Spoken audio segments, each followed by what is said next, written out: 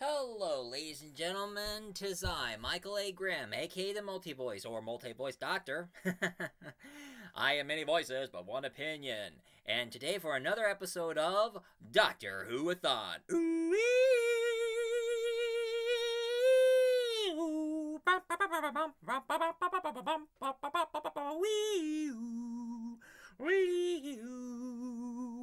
And right now, this is the one you all been waiting for. The one who is the most icon that lasted pretty much in 1974 to 1981. Gee, he lasted that long? Ooh. Oh, a little update. One of the episodes I did not see on Tubi was, of course, they finally decided to animate this one of the lost episode, which turns out to be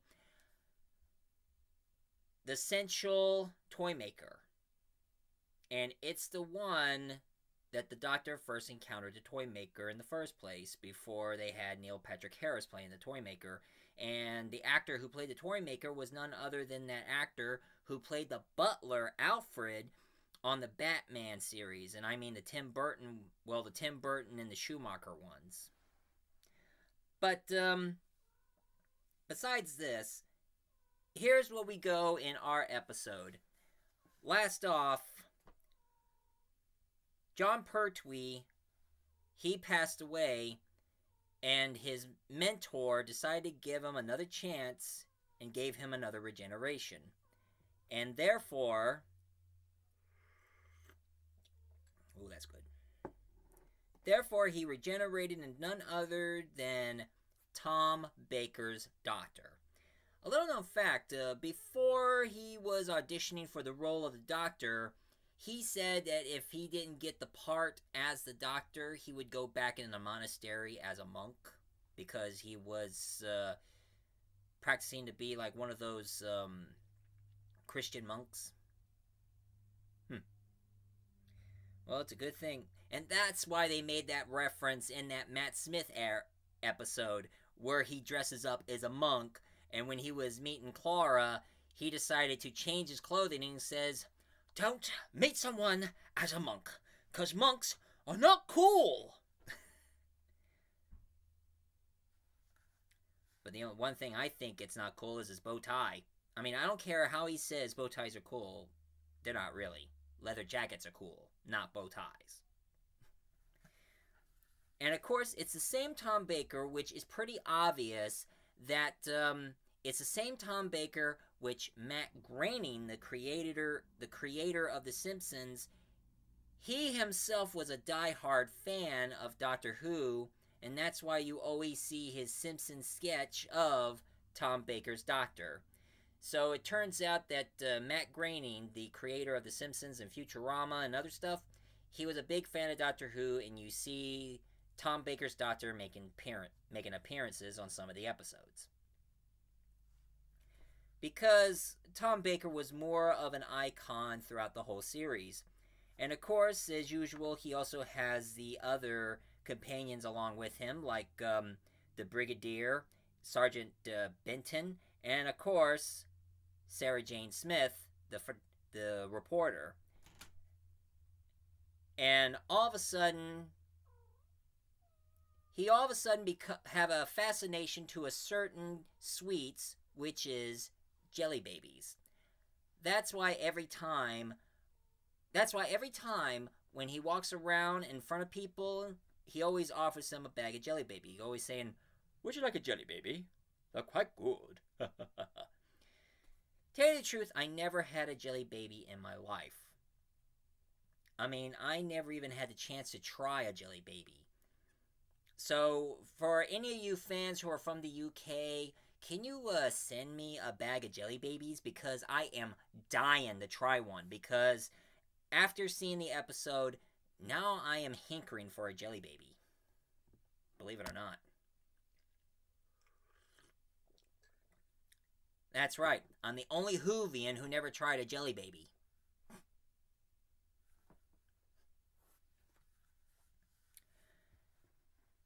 Now, of course, he also has another companion, since this time he decided to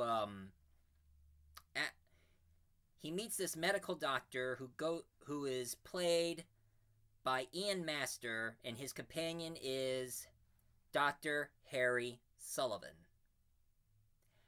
And yes, the same Sullivan that everybody says, Harry Sullivan is an imbecile!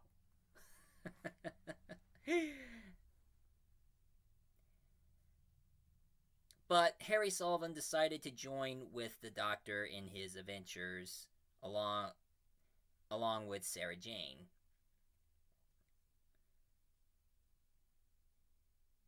And here, this is where it gets really interesting and very tasty to something that is way more interesting than you can ever imagine, which is in the episode called The Genesis of the Daleks, where we've seen the first induction to the number one arch nemesis besides the Master to the Doctor is, of course, the leader of the Daleks, Davros. And the reason why he looks all human is because, unlike the Daleks, which they're just nothing but squid with a giant brain and one eye who controls this robotic trash can, Davros, his people are called Called. K-A-L-E-D. Called. They're the human species who help the Daleks become triumphant. And of course, Davros had help from his security commander, Netter, played by Peter Miles.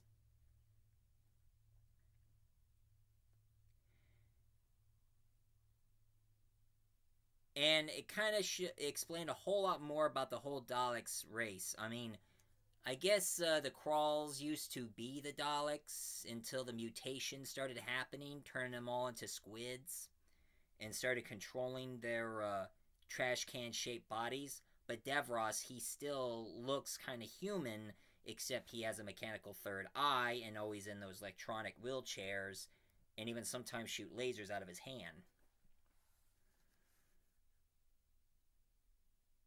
And then here comes another kind of creature. I mean, we got the Zygons. Now, they're these suction cup covered creatures, but one thing that they're really good at is they shapeshift. When they come in contact with somebody, they shapeshift themselves to look exactly like... I mean, like if I met a Zygon in front of me, you would see two of me. In this episode called Terror of the Zygons. And of course, during the episode of Terror of the Zygons, that's when Harry Sullivan left the show. Harry Sullivan decided to leave.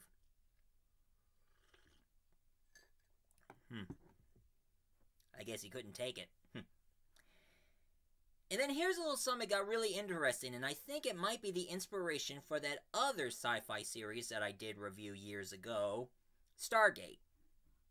When they did an episode called Pyramids of Mars, where it turns out there are these mummies that turns out to be robots, and they are controlled by a very powerful alien, which a lot of people think of him as a god, which is Surtek. Surtek was a cosmic, powerful alien that people worshipped him as a god. So it turns out that most of these Egyptian gods were actually aliens who were worshipped with their cosmic powers. But of course, as usual, the Doctor put a stop to Surtek and just got him stuck again in prison. But Lord knows when would Surtek ever return. Yeah, when will he ever return? And then there was an episode that involves somebody who is also a Time Lord. This one called The Brain of Morbius. Not to be confused with Morbius, the living vampire from the Marvel Universe, but Morbius, who is a Time Lord. Turns out that Morbius was a sick, twisted scientist in the planet Gallifrey. They thought that his experiments was so sick that they had him executed with the help of a group who calls themselves the Sisterhood of Karn. Now, the Sisterhood of Karn, they're kind of like witches, but they use science as magic in their own way. And at first they thought the Doctor was the bad guy who was trying to resurrect Morbius, but turns out he was innocent.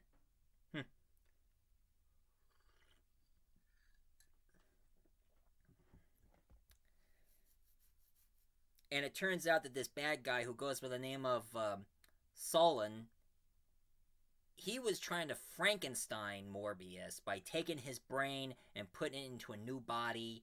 And Morbius did come to life, but of course, the Doctor and Morbius did a little game of wits, trying to challenge each other with their brains until the battle was over. And then in the other episode called The Hand of Fear, this is where Sarah Jane Smith left the Doctor. Which that was pretty sad because I really did like Sarah Jane Smith. I mean, even though she sort of complained a bit, but all in all, she was a really good companion, which that was going to lead to the 2005 or 2006 spinoff, The Adventures of Sarah Jane Smith, which that series is made for kids. Now, I know some of you want me to review the spinoffs, but I don't think I have time for it, or patience and time for me to do that. Right now, I'm just focusing on Doctor Who here, and that's it.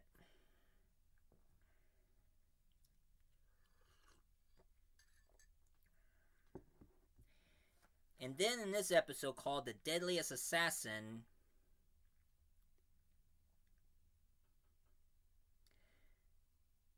on Deadliest Assassin, the Doctor went back to Gallifrey and they tried to make him become the ruler of Gallifrey, but it turns out that he was being blamed for an assassination,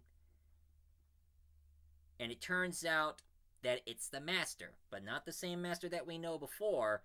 This one's a different Master. He regenerated into someone I call Master Crispy. Since the last time you went to KFC, Master? I'm sorry, I chuckle and think of a good nickname for the ones who look ridiculous, and that Master looks very extra crispy. But it turns out that the Master was planning to rule Gallifrey with the help of one of their leading members named Goth. Goth was sort of like the puppet to the Master's puppet master trick. But of course, the Doctor proved everyone that he was innocent, and even it was Goth behind all this, and even outwit the Master. And then the Doctor meets a new companion who goes by the name of Leela, played by Lawrence Jameson. Now, one thing I know about Leela is like an alien cave girl. She sort of, at first, believed in magic and thought that what the Doctor is doing is magic, but the Doctor always kept telling her that there's no such thing as magic. But she's a very brave, gutsy warrior kind of woman. And of course, she's kind of like Eliza from My Fair Lady, because when the Doctor took her to Victorian time, he wanted her to dress up like a lady in the Victorian era. In this episode, which I gotta say was very offensive at the time,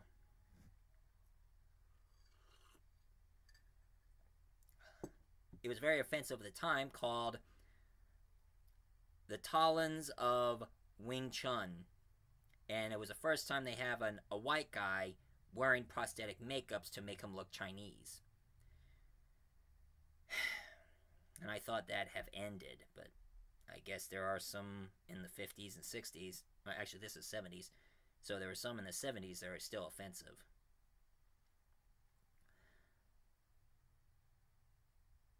And of course, it's the first time you see Tom Baker dressing up like Sherlock Holmes, which that kind of reminds me, I find that very funny, that Tom Baker did play Sherlock Holmes in Hound of the Baskerville. And that was the first time you ever see the Doctor play both, see Tom Baker playing both the Doctor and Sherlock Holmes at the same time. And therefore introduced two characters which the Big Finish decided to do spin-off on their adventures. And it's, of course, Jago, played by Christopher Benchen. And, of course, Professor Letfoot, played by Trevor Basker.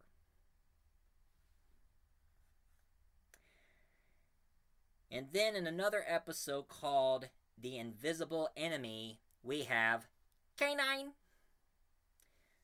which I'm not a big fan of K9 myself. There are some interesting things about K9, but sometimes he does come off a little annoying sometimes. Affirmative. But all in all, K9 was alright. Some people don't like him, some people do. But I don't get why they decided to do a spin-off in Australia. Yeah, that's right. They did a spin-off of K9 in Australia. Affirmative, master.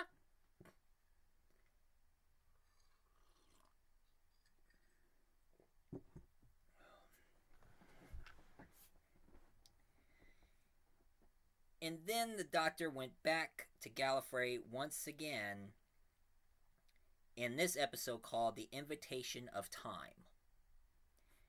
And in The Invitation of Time, turns out that the Doctor was being controlled by the Sontarans, which I'm going to explain the Sontarans to you later. And after he finally stopped the Sontarans and Gallifrey is safe once again, and they still wanted him to become president again, he's always like, give me a second. Let me get something out of the TARDIS. But he didn't come back. But sadly, Leela and K9 decided to stay in Gallifrey.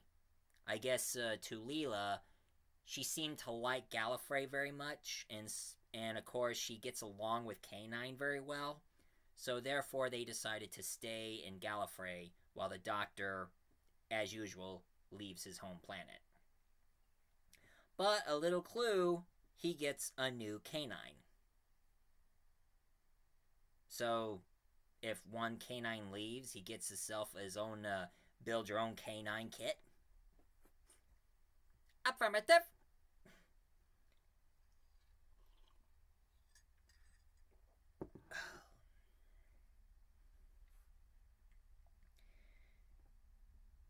And while he was traveling,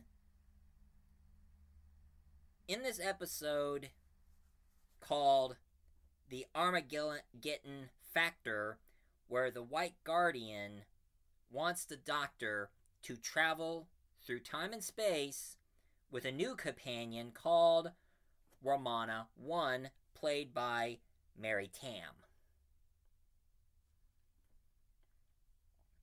And their journey is to trying to find the Key of Time. That Key of Time looks very interesting. Everlasting power of controlling time and space. What? Never mind what I said there.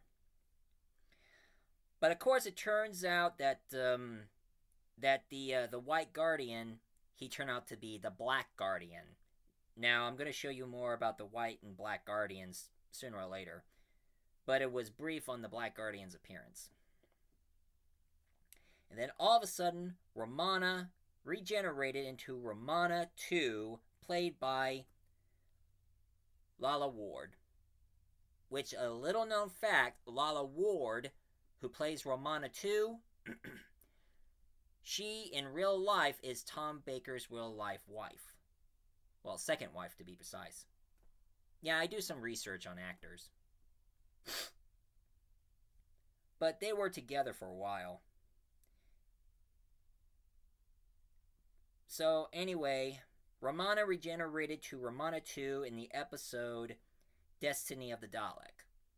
Again with the Daleks. It's always the damn Daleks.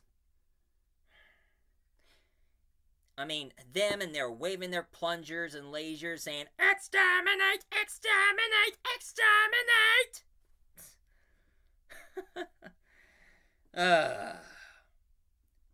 Damn those Daleks. When will they cease?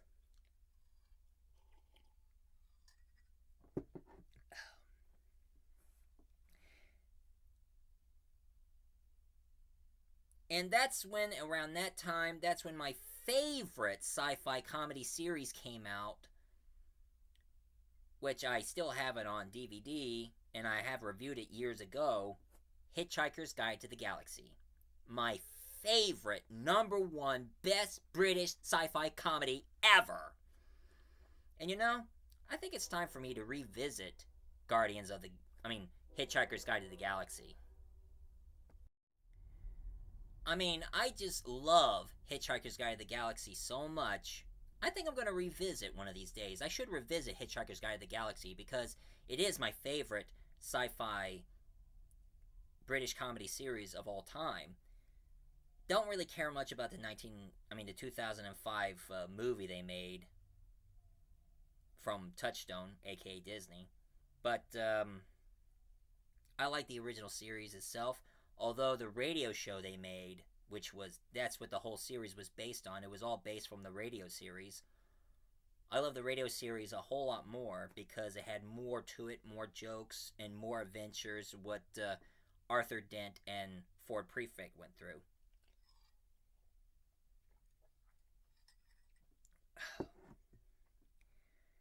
And then there was this one episode called Shava.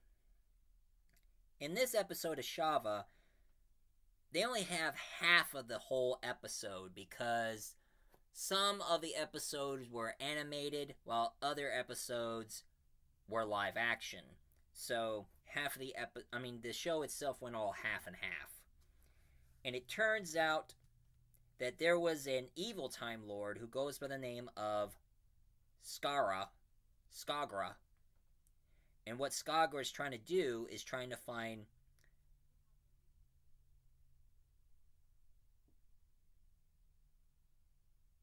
find another Time Lord who did escape, but it turns out that he turns out to be a good Time Lord, which is none other than Professor Trenanus. No, Krenanus. Something like that. I mean, sometimes I do have problems trying to pronounce their names, alright?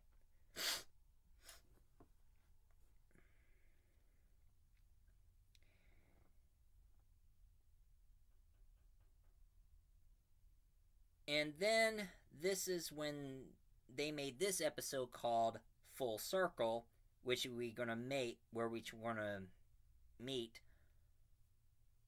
another companion called Adric, played by Matthew Waterhouse. Now, Adric.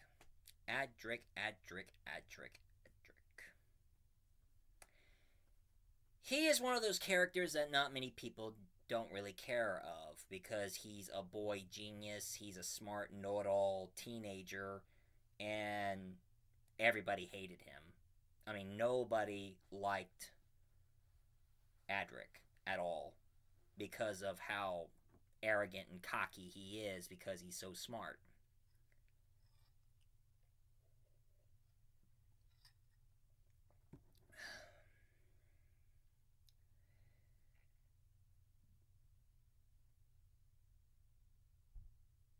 And then there was, and this one is something I think you're going to find very interesting, and this one is pretty tasty even to my standards. Vampires do exist in Doctor Who, and I'm going to tell you how and why. Because it turns out here, there's an episode called State of Decay. And on this one, it talked about a war, a blood war between the Time Lords and the vampires. You see, there was a powerful vampire who can suck the blood out of a whole planet. Tom Baker did a lot of research on the war between the Time Lords and the vampires. Turns out that the Time Lords were led by none other than the ruler of Gallifrey himself, Rassilon. Rassilon was like the Van Helsing of his time during the war between the Time Lords and the vampires. But on the State of Decay episode, they thought they killed every single vampire out there, but it turns out there was one who is still alive. You see, now that is a good reason you can use vampires in the audios. I mean, hell, I was planning to do my episode of Doctor Who where my doctor meets Dracula, but they said, no, you can't do it, because Dracula doesn't exist in the Doctor Who universe. Vampires exist in the damn universe! What the hell are you talking about?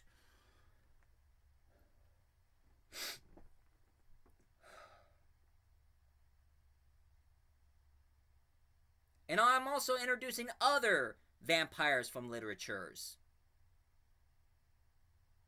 Besides Dracula, I'm also thinking about Lord Rathvin, Carmilla, and Varney. Varney with the V. He's a French romantic vampire. And you know, it's kind of funny because there is one cast member in Doctor Who is in a vampire movie. And believe it or not, it was Lalla Ward from the movie Vampire Circus back in 1972. I was just throwing that out there.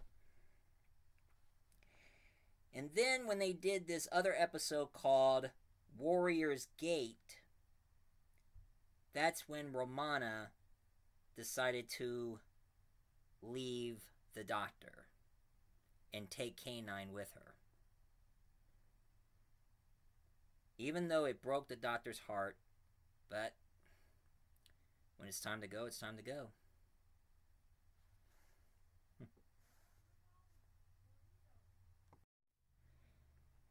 And then on the episode of The Keeper of Traken, this one we're going to meet another companion. And, okay, here's something I want to tell you guys. You might think of me silly, but I'm starting to have feelings for this companion. I thought she was a very interesting, very lovely girl.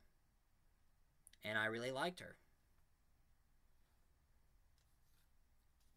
And it is none other than Nessa, played by the lovely Sarah Sutton. I thought her character was, I mean, she was something. I mean, she was very beautiful. She looked really classy.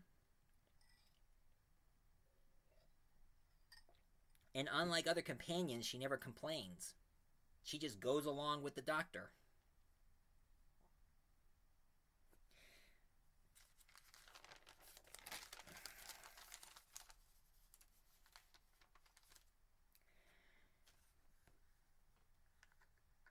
Until all of a sudden, at the end, Nessa's father gets possessed by the Master. So now the Master is no longer the Crispy Master, but the third Master, played by Anthony Entlin.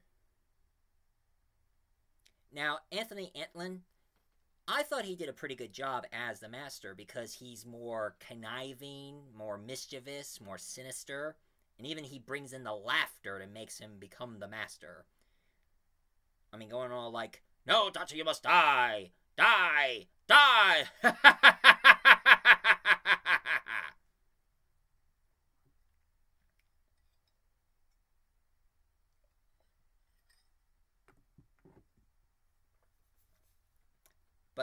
But this Master made his appearance in the Lycopolis.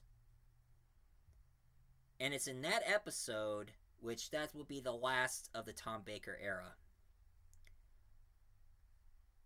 where he meets another companion who goes by the name of Tegan Javanica. Now, Tegan Javanican, played by Janet Fielding. Now, Janet Fielding was supposed to be doing an Australian accent because they were saying that Tegan was supposed to be Australian because they thought they were making their show way too British. So that's why they're trying to expand the culture by having a companion who is Australian.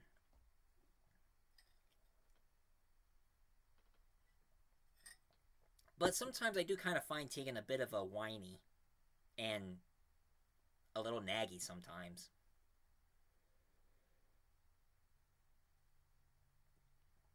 While at the same time, there is this white figure who keeps following the Doctor, which is none other than the Watcher. I hear people trying to explain about why is the Watcher there and how can the Doctor be regenerated by the Watcher. I mean, I hear a lot. I mean, I hear the creators' ideas about that and all. But, I mean, I just don't know. I mean, I can't make heads or tails with the Watcher involved. I mean, it was just too weird, and I just can't wrap my head over the whole idea with the Watcher. But of course, this will be the last time that Tom Baker becomes the Doctor because he falls out of the satellite when it was tilting and he foiled the Master's plan. Master makes his escape while the Doctor landed right on the ground. And of course, this is when Tom Baker says, "It's the end that the universe has prepared for." And he pointed at the Watcher, and the Watcher walks towards the Doctor and fused himself into the Doctor. And I don't know if it was Adric or Nessa saying, "He was a Doctor all the time." And there was the end of Tom Baker, and say hello, which a lot of people do say that he was the youngest before Matt Smith, Peter Davison, Doctor. And that is the end of the Tom Baker era of Doctor Who. So next up, it will be the Peter Davison era of Doctor Who. So if you like my review about Tom Baker's Doctor Who, please leave a comment down below, hit like, and subscribe for more.